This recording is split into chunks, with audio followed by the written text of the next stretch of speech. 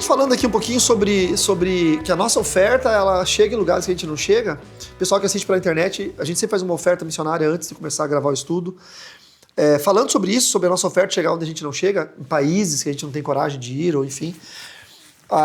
Mas nós temos uma missão e eu quero falar um pouquinho sobre isso. Falar um pouquinho sobre aquilo que nós temos que fazer como cristãos. Tá? Super tranquilo, super natural, a gente não precisa se desesperar, a gente não precisa forçar uma barra como fazer as coisas sem... mecanicamente. Eu estava falando hoje com um amigo meu e ele está lendo a Bíblia inteira em 6 meses, dá em média 6 a 8 capítulos por dia. Super fácil, tá? Na nossa época de jejum, no início do ano, eu leio 15 capítulos por dia, 15 a 20 capítulos por dia durante uma semana. É muito tranquilo. De verdade, assim, você senta, você vai embalando e vai lendo. A hora que você viu, você já leu 10, é bem fácil. Em 6 meses, né? Daí um rapaz perguntou para ele, mas você faz isso porque você gosta, porque você ama a Bíblia ou porque você é obrigado a fazer isso? Não é?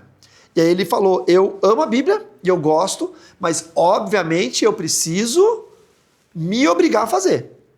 Porque não é habitual você sentar e ler 6 a 8 capítulos por dia. Eu preciso me esforçar, tem dia que eu não consigo, eu esqueço, tô com preguiça. E aí no dia seguinte eu preciso ler o dobro, porque senão acumula e o meu projeto é que dia tal eu tenha lido a Bíblia inteira. E existem coisas no cristianismo que nós precisamos nos esforçar para fazer. É óbvio, por exemplo, hoje, uma noite fria, a gente tem que se esforçar em estar aqui. Talvez você gostaria de estar em casa, não é? No conforto do seu lar, a gente está aqui. É um esforço válido. Mas no dia a dia, não nos horários pré-estabelecidos do culto, da faculdade de teologia, ou no dia a dia, como é que a gente faz para ser cristão? Super fácil, tá lá em Mateus, capítulo... Pô, minha Bíblia tá insistindo em mandar para o inglês, não sei se é um sinal de Deus aqui. Não é?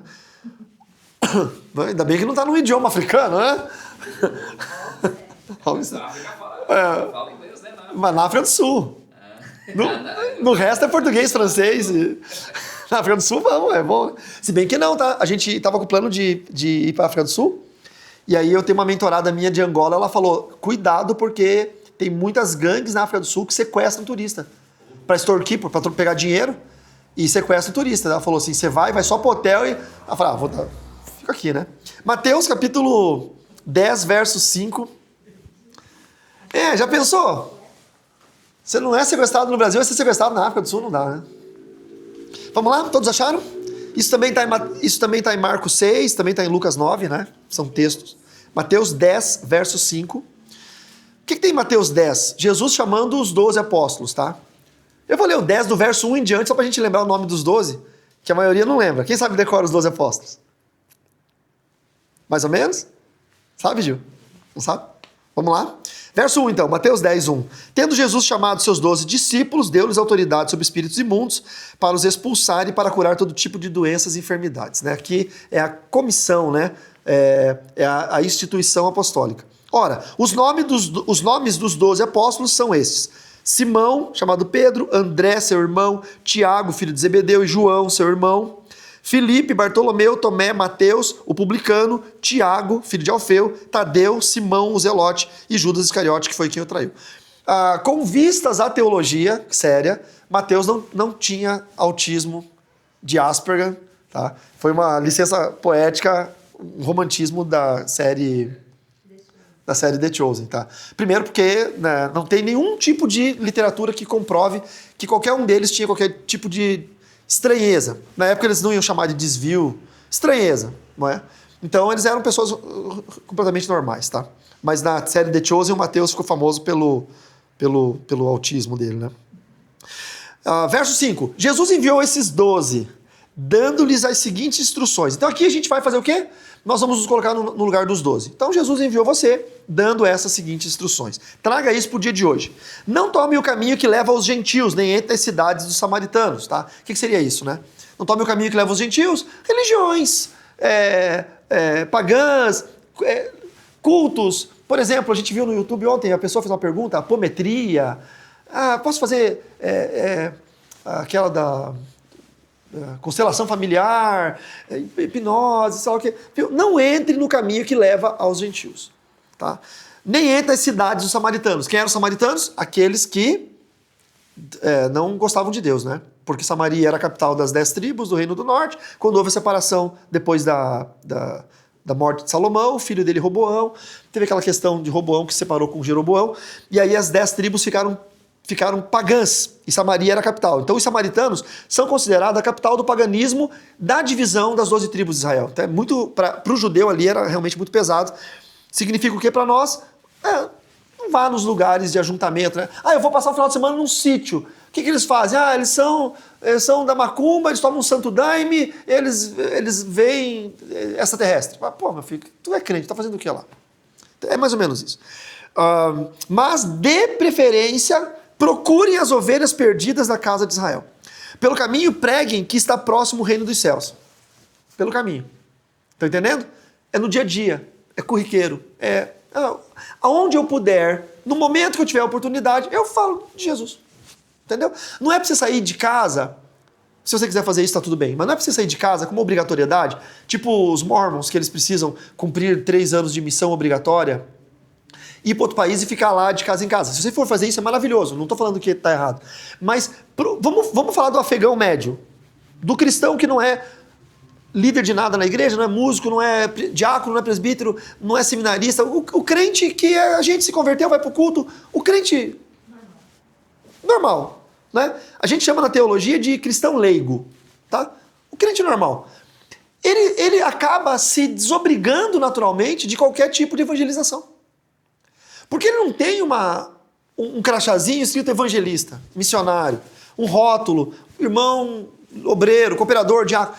Ele acaba tendo uma vida comum, mas sem a obrigação, aí vai se escondendo atrás daquelas máscaras de é que eu sou tímido, eu tenho vergonha.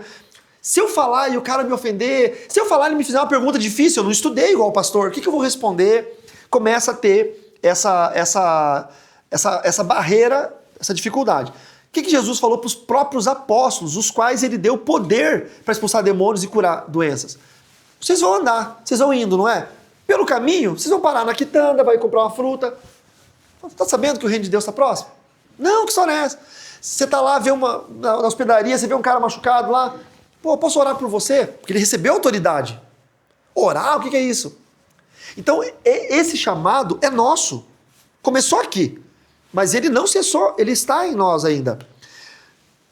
Pelo caminho, preguem que está próximo o reino dos céus. Curem enfermos, ressuscitem mortos, purifiquem leprosos, expulsem demônios. Pelo amor de Deus, gente.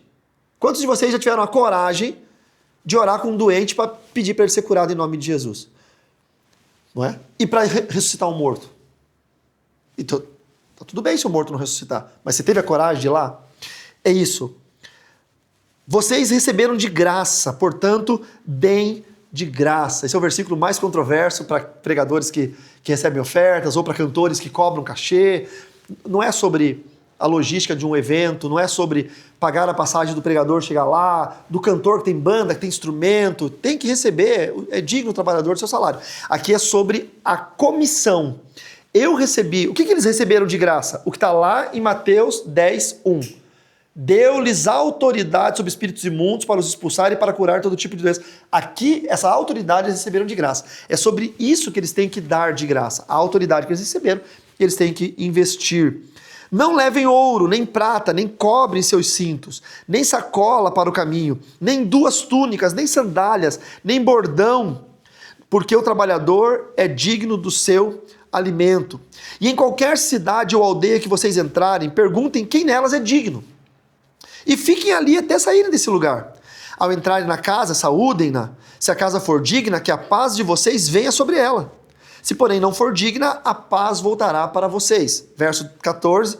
Se alguém não quiser recebê-los, nem ouvir as palavras de vocês, ao saírem daquela casa ou daquela cidade, sacudam o pó dos pés. Em verdade, lhes digo que haverá menos rigor para Sodoma e Gomorra no dia do juízo do que para aquela cidade. Eu vou plissar aqui o verso 14. Se alguém não quiser recebê-los nem ouvir a palavra de vocês, ao saírem daquela casa ou daquela cidade, sacudam o pó dos pés. E eu acho que essa é a grande barreira que nós, afegãos médios, né, cristãos leigos, temos para evangelizar naturalmente no dia a dia. o medo das pessoas não nos aceitarem. O medo do que as pessoas vão pensar. O medo do que as pessoas vão dizer. O medo que elas acham. É quando você se converte, você chega para a família e fala assim, gente, no Natal, gente, eu tenho um pronunciamento para fazer. Não é? Aí todo mundo fica assim, o que ele vai falar? Uns acham que ele vai falar que torce pro time A e outro torce pro time B. Imaginem vocês do que time que eu tô falando, né? Pode ser qualquer lado. Aí ele fala, sou evangélico, me converti. Aí tem gente que não sabe se dá parabéns, se fica triste, porque... Não, mas nós somos católicos, nós somos da Umbanda, nós somos de qualquer religião. Não, a gente nunca falou de igreja, somos ateus. E você virou crente. Muita gente se converte e os pais nem sabem. Porque tem medo da reação quando ouvir. Eu batizei um menino que no dia do batismo dele, a mãe dele descobriu que ele estava crente e ia se batizar. Ele só contou quando ele convidou a mãe dele para o batismo. Lembrou de quem que é? Toca a bateria? No dia que ele foi batizar, a mãe dele veio e falou assim, não, mas o que vai acontecer aqui? Eu falei, eu vou batizar o menino. Mas como assim batizar? Mas ele já é batizado, eu batizei quando ele tinha nascido. Daí falou assim, tá, chega aqui então, amada, que eu vou te contar uma história. Levou a mãe do menino pro canto, explicou sobre o evangelho, explicou sobre a decisão de fé. Eu tô falando menino, mas já era de maior, né? Já era um homem, mas assim, um jovem. Então, a nossa vida como cristãos, ela é uma caminhada natural, sem exigências, tá? Eu tô falando pro cristão leigo. Pro pastor, pro missionário, é diferente, tá? Eu tô falando pro público em geral. Sem exigências de direcionamentos evangelizatórios, precisos, não tem isso. Mas tem um grande pedido, uma grande petição do Senhor. Falem do reino pelo caminho. Falem do reino pelo caminho. Não é? A gente vai... Nós vamos sair num jornal. Que jornal que é que nós vamos? Diário do Iguaçu. Pelo nome me parece que é uma grande coisa isso. Um jornal... Eu não leio esse jornal há muitos anos. Mas aí... Acho que por causa dos Dias dos Namorados, né? Daí eu contei minha história, a Fran contou a história dela. E daí, no meio da história, eu falei assim, 25 anos de casado, pra gente casou muito cedo, Francine com 18, né? Casou num sábado, na segunda-feira estava no campo missionário, já estava longe dos pais. No dia seguinte ao casamento, já ficamos distantes das famílias, né? A gente se criou, né? Marido e mulher, meio que duas crianças se criando juntos. Eu falei, a gente teve muita dificuldade, mas graças ao Senhor, por nós sermos cristãos, estarmos distantes da família, nós tínhamos uma base forte. Os nossos pés estavam sobre a rocha, que é Jesus. Não sei se a jornalista vai colocar essas palavras. Eu falei para ela colocar 2 Samuel 7:12. Ebenezer, até aqui nos ajudou. Tá bom? É isso. Então, assim, sabe, quem vai ler vai falar assim, poxa, mas ela casou com 18 anos, 25 anos de casado, 2 anos de amor, são 27 anos juntos, uma caminhada. Como é que consegue nos dias que hoje tudo é tão descartável? Nossos pés estavam na rocha. Jesus. Nos momentos que nós não suportávamos olhar um para o outro, a gente olhava para a cruz. Nos momentos que a gente queria estar longe um do outro, a terceira dobra desse cordão que dificilmente se arrebenta, nos trazia mais para perto. Então, isso é uma maneira de você anunciar o reino pelo caminho. Pelo caminho. É assim que funciona. Então a gente tem momentos que nós perdemos a chance, isso acontece comigo também, de falar do amor de Jesus, sabe? E tributar glórias a Deus em qualquer situação. Aconteceu tal coisa, não, mas glória a Deus. Foi Deus, meu irmão. Não, mas não foi você? Claro que foi, mas Deus usou minhas mãos para fazer isso. Se não fosse Deus na tua vida, tinha dado errado. Não é? A gente tem falado muito sobre isso aqui no projeto. E aí tem o grande medo que o que as pessoas vão pensar de você quando você falar do amor de Deus. Então eu vou contar um negócio para vocês, tá? O mensageiro só é responsável pela mensagem que ele carrega. O mensageiro não é responsável pela reação de quem ouve a mensagem. Esse é o primeiro ponto. O mensageiro é responsável pela mensagem. Meu filho, eu vim aqui te falar uma coisa. Você não gostou? Isso não é problema meu. Eu vim te falar a verdade. Eu passei por isso muitas vezes ao longo dos anos, pregando a palavra de Deus em igrejas que não queriam ouvir a palavra de Deus. O que é estranho se falar. Porque elas queriam ouvir o testemunho de ex-satanista, queriam ouvir histórias mirabolosas e doutrinas fantásticas e teorias da conspiração. E eu ia lá e Bíblia, e o pastor ficava bravo. Teve um caso no Maranhão que o pastor chegou para mim e falou, olha, eu podia te dar uma oferta, mas eu não vou te dar porque você pregou o Salmo 23, e Salmo 23 prego eu. Só que eu preguei uma mensagem do Salmo 23 que eu juro para vocês, eu duvido que ele pregava aquela mensagem. Não, eu vou contar para vocês um dia essa mensagem é extraordinária. Eu pego a batalha de Golias e Davi e faço Davi compor o Salmo 23 durante a batalha.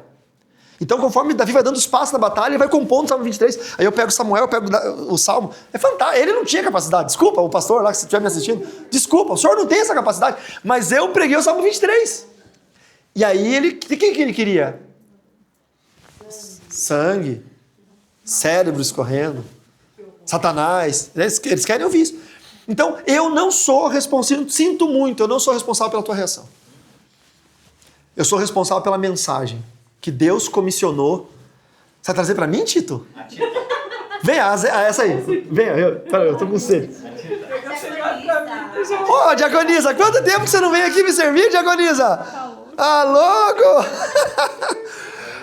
A Cláudia teve uma boa fase. Não, a Cláudia orava com as ofertas. Ô, Cláudia, a gente tinha que começar a fazer essa oração das ofertas. Ah, ela sabia que o Tito não ia vir e ela até botou um lenço. Trazer o gasofilaço, né? Obrigado, Cláudia. Tita. Então, pensem nisso, tá? Vocês são responsáveis pela mensagem que Deus mandou vocês entregarem. E não pela reação de quem ouve. E aí, irmãos, nós vamos entrar num campo um pouco mais sensível em relação ao evangelismo, porque eu quero chegar no final de tudo, eu quero chegar na existência humana. Mas olha o campo. Existem casas, cidades, pessoas, tá? Usando o texto ali de Mateus, que eles só querem o benefício da mensagem, mas eles não querem se vincular com quem enviou a mensagem. É a famosa frase de que eles só querem a bênção, mas não querem o abençoador. Eles querem um milagre de Jesus, mas não querem entregar a vida para Jesus. Eles querem uma solução rápida, mas eles não querem um processo, um caminho ao lado do Senhor. Eles fazem parte daquela multidão que queria ver os pães sendo multiplicados, não é? Mas quando Jesus falou em João 6, que quem quiser vir após mim tem que comer minha carne e beber meu sangue, todo mundo abandonou. Porque é difícil ter esse vínculo de carne e sangue. Então, a gente tem essa barreira sempre. E aí eu vou usar uma linguagem comercial, acho que todo vendedor tem essa linguagem, que é o não, você já tem. Vai em busca do sim, não é? Quantos de nós poderíamos usar habilidades profissionais, habilidades técnicas, doutor aqui em direito, jurídicas, um engenheiro, habilidades de engenharia, um professor, habilidades de aula, para poder falar do reino de Deus. Usar essa linguagem técnica.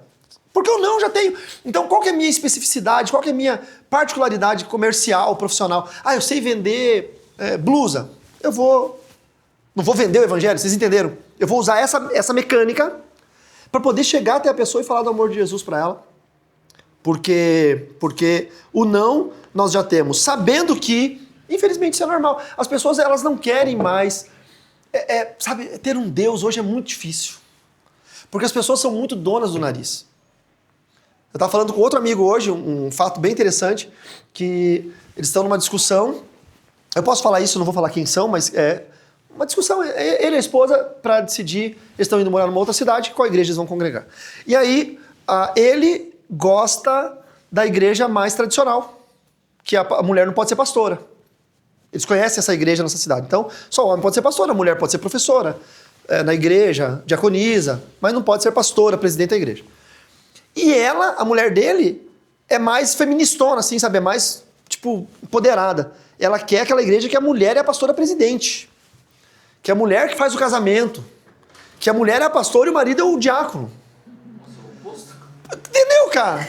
Uma é da quadrangular e o outro é da presbiteriana. O marido é presbiteriano e a mulher é quadrangular, só pode ser isso. Então, e aí ele me perguntou, né? Pô, me diz aí, o que você acha? Não é? Qual é a tua visão? Eu gosto de todos os ministérios, eu não tenho problema em relação a isso, mas eu entendo que, no caso que nem ele, né? Ele falou assim, eu tenho muita dificuldade de pregar a mensagem para minha esposa, porque ela tem muita opinião própria. Na cabeça dela, ele falando, imagina o marido ter dificuldade de pregar a Bíblia para a esposa. Imagina um dia o Giovanni tiver dificuldade de pregar para a Cláudia ou o Diego para a Patrícia. O Diego chegava para a Patrícia, abria a Bíblia e falava, amor, olha isso aqui. Não sei se você deve chamar de amor. Amor, olha isso aqui. A Bíblia fala isso, isso, isso. E ela fala, não, Diego, mas eu não penso assim. Quando a gente começa a definir a mensagem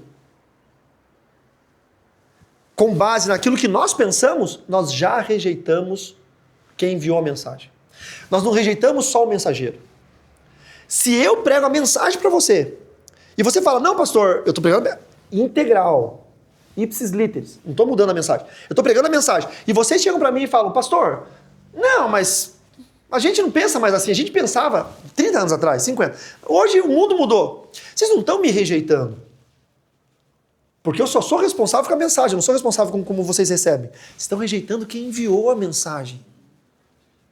Isso aconteceu com Samuel. O povo rejeitou Samuel porque o povo queria um rei, e aí, daí escolheram Saul. E Samuel ficou triste, Deus chegou para Samuel e disse, você está triste por quê? Eles não rejeitaram você. Eles rejeitaram a mim.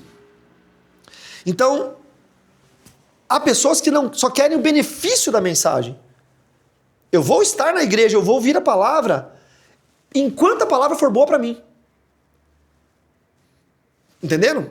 O dia que a palavra for ruim para mim, a palavra não serve mais.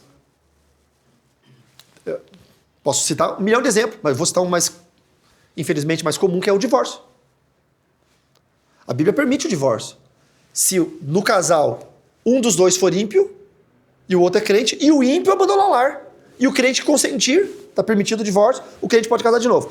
Ou se houve adultério, e um dos dois, o adulterado, não perdoou e quis terminar o casamento, Deus permite, o que foi adulterado pode casar, tá em paz. Ou a viuvez, ok. E se separar por livre, espontânea vontade, por decisão, os dois, sem haver nenhum tipo de... Os dois são crentes, os dois não são, não houve adultério. Pode, a Bíblia fala que pode, só que eles não podem mais casar. Porque a hora que o primeiro casar, ele adulterou. Aí ele adulterou e o outro tá ali para casar. É uma matemática. Não sou eu não queria que fosse assim, eu queria que fosse mais fácil. De verdade. Eu entendo, tem gente que sofre, eu entendo que tem muita gente que ouve essa palavra e diz assim, ah, pastor, mas é porque você tá 25 anos casado. E eu que casei com um bebum, ele me bate e tal. Vai na polícia. Teu marido te bate? Denuncia ele, pronto. Pega tuas coisas, pega tuas crianças, vai pra casa da tua mãe, vai pra uma vizinha e liga pra polícia. Eu nunca vou defender o agressor. Mas, entenda, a palavra de Deus só é boa enquanto está casado. Quando o cara decide não casar mais, ou quando o cara abandona o lar e trai com a secretária e vai embora, aí aquele texto que diz que ele está em pecado não serve mais. Porque ele nunca teve compromisso com a mensagem integral. Ele só teve compromisso com a mensagem que lhe era boa, propícia. A hora que a mensagem é ruim, aí ele não tem mais compromisso. Então, a gente acaba tendo medo de pregar a palavra por causa desses casos. E tem gente que só quer o status de ser amigo do mensageiro. Não é? O cantor famoso, o pregador famoso. Ele não está nem aí com a mensagem. Mas ele quer estar perto daquele que entrega a mensagem. Agora, indo para o 14, o que é o sacudir o pó dos pés? Né? A gente tem os psicólogos aqui que sempre ficam com uma pranchetinha julgando a minha mensagem, né? Ele vai falar de psicologia, fazendo. Vamos ver o que ele vai falar agora. Ele vai falar de quem hoje, né? Mas, segundo dizia... nada a ver. Vou falar um pensador aqui. Mas o que é você sacudir o pó dos pés? É literalmente deixar para trás aquilo que não é seu. Literalmente isso. Se você decide caminhar por Deus, você vai carregar aquilo que é seu. Aquilo que Deus te deu. Aquilo que você conquistou. Aquilo que não é seu, você não vai carregar. Lembra do texto? Se uma casa receber a sua paz, a paz ficará sobre a casa. Se a casa não recebeu, a paz volta para você. Você só leva o que é seu. Por isso que você pode saudar com a paz do Senhor o ímpio. Não tem problema nenhum. Eu já vi crentes errar. E tá 4 pessoas, e o crente chega e reconhece um ali que é crente, ou 2, e ele chega e fala assim, ô irmão, a paz do Senhor, e olha para os outros 2, e fala, boa noite, boa noite. Isso, infelizmente, é comum. Você já acabou de discriminar o cara, você já acabou de dizer que você não quer que ele tenha paz, que a paz do Senhor é restritiva aos que comungam da mesma fé. Você não tem direito a ter paz. Você tem que estar em tormento, entendeu? E você pode falar, mas e se ele não for crente? E ele não quiser, a paz vai voltar. Eu vi esses dias atrás a Fernanda Brum e a... batendo boca com uma da Globo, né? Aquela que o filho morreu lá. A Cissa Guimarães. Querida, né? Ela é sofredora, tadinha. Mas aí, a Cissa falando pra ela, eu vou orar para que Buda te abençoe. A Cissa falou pra Fernanda Brum. E a Fernanda ficou naquele tipo Matrix, sabe? Ela jogando os Buda e a Fernanda fazendo assim. Sabe o que a Fernanda devia ter falado? Tudo bem, querida, pode, por favor, que você me faz. Eu só carrego o que é meu. Sabe quantas macumbas as pessoas fazem pra gente? Sabe quantas palavras de maldição eles liberam? Sabe quantas invejas eles têm? A gente só carrega o que é nosso. O que não é, meu filho, você bate o pé, a poeirinha cai e você segue embora. Você não carrega aquilo que não é teu. Só que tem gente que tem uma capacidade magnética de ficar preso a esses episódios. Não sei se Skinner falava isso, ou se Deleuze e Guattari, que eu nunca li, mas eu ouço as psicólogas falarem o tempo todo. Mas a grande verdade é que tem gente que tem uma necessidade em alimentar o sofrimento. Eu me coloco nesse grupo. Como bom colérico, eu me coloco nesse grupo. Porque o alimento da cólera, imagine a cólera como uma chama de fogo, e para alimentar essa chama você precisa colocar lenha. E qual que é a lenha que alimenta o fogo da cólera? A ira, a desgraça, a desventura, a tristeza, os problemas da vida. Então, às vezes eu tenho que falar assim, nossa, eu preciso baixar esse fogo aí da minha cólera, porque eu estou alimentando com memórias que são coisas que não me pertencem mais. São coisas que eu já deveria ter batido a poeira dos meus pés e seguido adiante. Então, eu tô falando algo que a Fran fica tipo, toda orgulhosa, assim. Trabalhado em terapia. O que você achou? Antes de vir pra cá. Deixa eu falar com a outra psicóloga. Você foi bem? Mas funcionou, né? Foi bem. Esse era o dia que esse estudo era o dia que a Fran tinha que estar atendendo nessa hora. Chegado tarde, como sempre ela faz. Que eu fico meio nervoso. É. Tomou bolo das pacientes? Frio. Eu tomei bolo dos meus alunos, dos meus irmãos, vocês das pacientes, é isso aí, tá bom. Vamos lá. Então, tem gente que se alimenta, tava tão bem, tava tão bonitinho. Eu escrevi para não errar. Porque mas vocês pegaram que é uma grande verdade? Que tem gente que parece ter um magnetismo com uma situação traumática. E não porque a situação traumática por si alimenta de fato a pessoa, mas porque magoou mesmo. Você foi rejeitado, você ficou amargurado, você foi abandonado. E a pessoa fica preso àquilo. E aí eu entro numa questão que eu tenho tratado isso com alguns mentorados meus e com professores da minha escola que estão dando aula presencial no estado de São Paulo, Rio de Janeiro, enfim. Muito cuidado com a fronteira do seu caráter cristão. Nós temos uma fronteira igual o Brasil com a Argentina. Só que ela é quase invisível. Ela é tão transparente, a gente conversou, acho que com o Giovanni e Cláudio esses dias, ela é tão transparente, ela parece uma linha de pesca, ela é transparente. E a gente quase não vê essa fronteira, só que tem um detalhe, nós chegamos até ela enquanto nós somos cristãos bondosos de coração. Só que quando a gente passa dela, nós viramos fracos. A fronteira entre a bondade e a fraqueza, ela é muito fina e ela é quase invisível. E a gente fica nessa bondade de, não, eu sei que ele me tratou mal, mas é que eu sou cristão, eu preciso estar perto, eu tenho que estar aqui, eu tenho que ajudar, essa casa não me aceitou, mas eu vou insistir. Tá, tudo bem, você está fazendo a tua parte. Só que você tem que saber exatamente quando é que você passou da fronteira. Foi o que aconteceu com a moça aí de Joinville, né? É uma família cristã, né? E lá, aquela coisa, a moça chegou na igreja, aquela menina... A menina de 37 anos. 37 anos, uma família cristã. Ela passou a fronteira da bondade em acolher uma sofredora e se tornou fraca e foi... Mas ali tem... Tem um monte de coisa, né? Ali tem transtorno... Não, ali tem transtorno de container. Pra todo mundo. Pra quem adotou, pra quem foi adotado, pra quem... Eu não sei se sou eu que tô louco, tá todo mundo normal. Eu não sei como é que... Enfim. A menina se finge... Mulher de 37, finge que tem 12. Toma danoninho, mamadeira de leite nã e que é monjaro. Você tem que escolher, ou é monjaro ou é leite nã. Não dá os dois. Não dá os dois. Tá, tudo bem, vamos lá. Mas é isso, mas o Diego pontuou bem. Essa fronteira... Mas tem necessidade de ajudar... Diego, eu vejo gente de verdade, assim, que eu falo, ele já passou a fronteira da bondade, ele é um fraco. O cara tá passando a perna nele. Essa família tá abusando desse cara. Essa ovelha tá acabando com esse pastor. E ele tá preso nisso. Dá vontade de bater nas costas e falar, bate a poeira dos pés e segue para a próxima cidade. Porque Deus não te mandou vir aqui parar. Deus te mandou ir pregando ao longo do caminho. Traz a mensagem e segue, meu irmão. Traz a mensagem e segue. Chegou aqui, tem alguém que é digno de ouvir a mensagem, como o texto diz? Fala a mensagem e segue. Existem coisas na Bíblia que nós precisamos entender de forma literal. Por exemplo, há tempo de abraçar e há tempo de desabraçar. Há tempo. A gente só aprendeu a abraçar, a gente não aprendeu a desabraçar. A gente só aprendeu a adquirir, a gente não aprendeu a perder. A gente só aprendeu a possuir. A gente não aprendeu a dizer tchau quando a pessoa vai embora. Isso se dá muito porque nós somos frutos de perdas constantes, né? Porque nós saímos do útero da mãe, essa história toda. Aí foi pro colo, aí quando começou a engatinhar, a mãe já não pega mais no colo, aí o seio, aí desmamou, aí já não é mais o seio, aí tá dentro de casa o tempo todo e vai pra creche ou vai pro jardim de infância. O ser humano ele vai nascendo em escalas de perdas e de descolamentos sociais que chega na idade adulta que ele não quer mais perder.